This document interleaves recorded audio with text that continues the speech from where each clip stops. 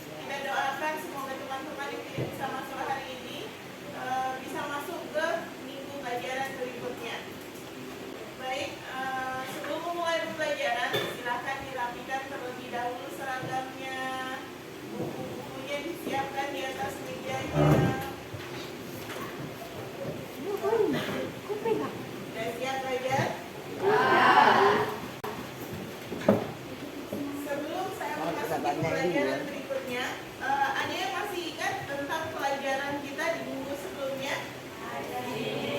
Kita belajar tentang teks apa? Teks berita. Ada yang ingat apa yang dimaksud dengan teks berita? Silakan Yahira. Teks berita adalah sebuah teks yang Sebuah teks yang berisi segala peristiwa yang terjadi di dunia. Kemudian apa aja struktur dari teks berita? Ada yang bisa jawab? Silakan angkat tangan. Silakan Cica. struktur teks berita ada 3. 1. Orientasi berita, 2. Peristiwa, dan 3. Sumber berita. Iya, betul sekali. Kemudian ada yang masih ingat tentang unsur-unsur pembentuk teks berita? Apa namanya? Silakan dijawab. Silakan. 5W plus 1H atau adiksimba. 5W plus 1H dalam bahasa Inggrisnya, kemudian adiksimba dalam bahasa Indonesianya. Apa kepanjangan dari adiksimba? Apa? Siapa?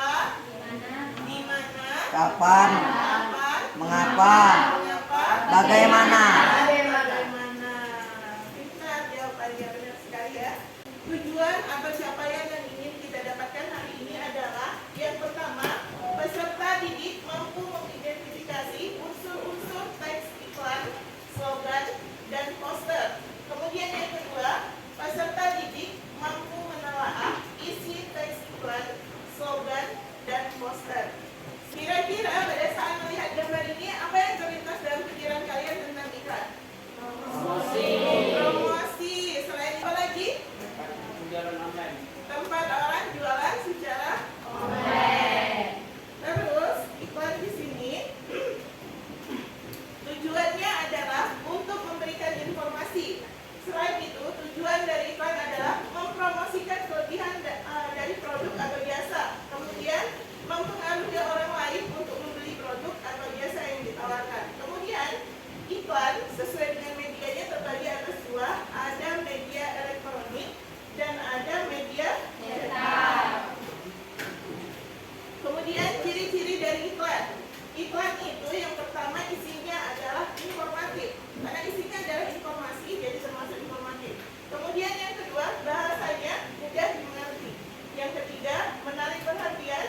Dan yang keempat, bersifat persuasif. Karena iklan itu isinya adalah ajakan. Ajakan untuk membeli produknya, ajakan untuk menggunakan jasa, atau ajakan dalam sebuah pemberitahuan. Makanya disebut bersifat persuasif. Kemudian selanjutnya, pernah lihat ini? Kemudian pernah dengar ini? Apa gimana bunyinya? Iya, Indomie seleraku. Jadi biasa kalian dengar.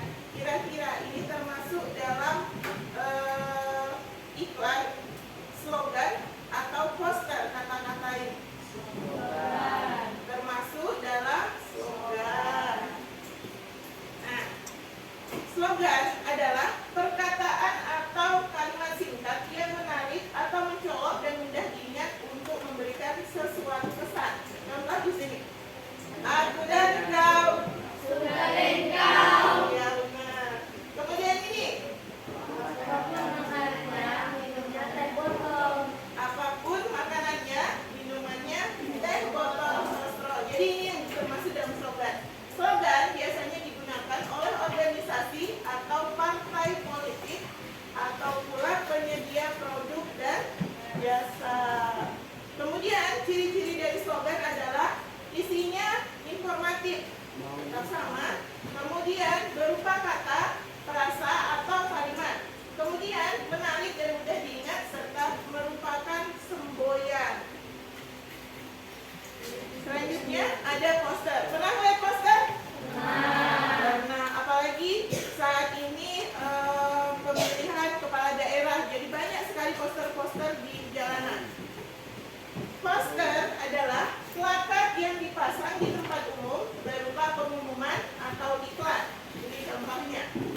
Poster, budayakan kesopanan, kemudian stop perundungan.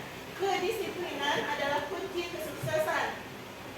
Sayangi bumi, mulai dari sampah. Nah, ini contoh-contoh dari poster. Kemudian poster biasanya ditulis di atas kertas atau papan yang cukup besar dengan tulisan mencolok dan gambar yang menarik sehingga mudah dibaca dari jarak yang jauh.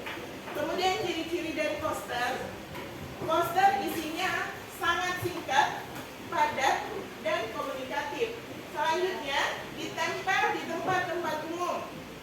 Kemudian dilengkapi gambar, foto, atau ilustrasi. Yang terakhir, termasuk dalam persuasif.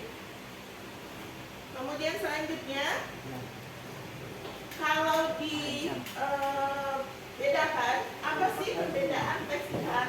Teks iklan adalah teks persuasif yang memadukan unsur gambar dengan kata-kata, unsur gerak, dan suara.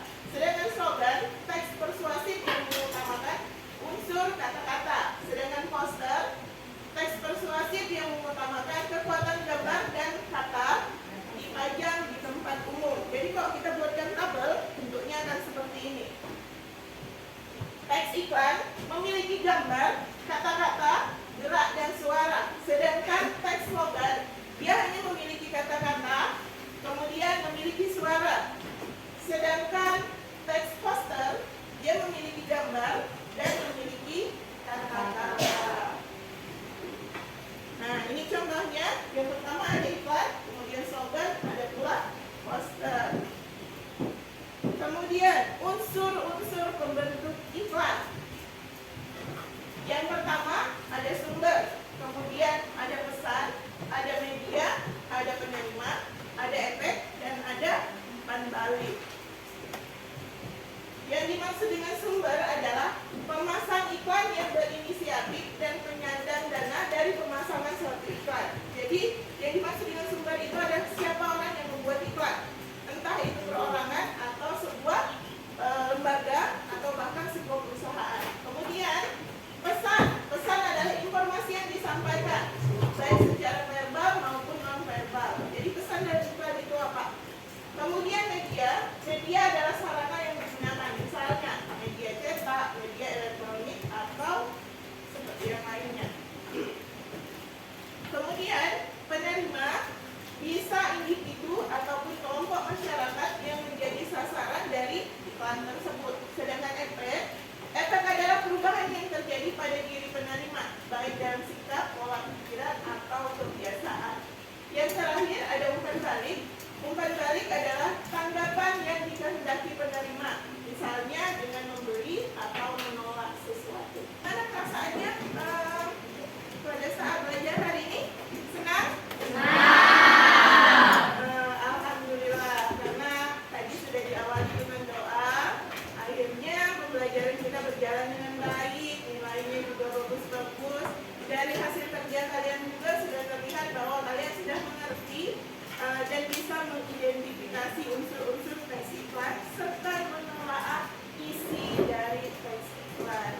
Karena sudah sampai di penghujung jam pelajaran, Ibu akhiri jam pelajaran pada hari ini. Ketemu lagi minggu depan dengan materi pembelajaran unsur kebahasaan teks iklan, slogan, dan poster. Jadi mohon maaf atas segala hilang.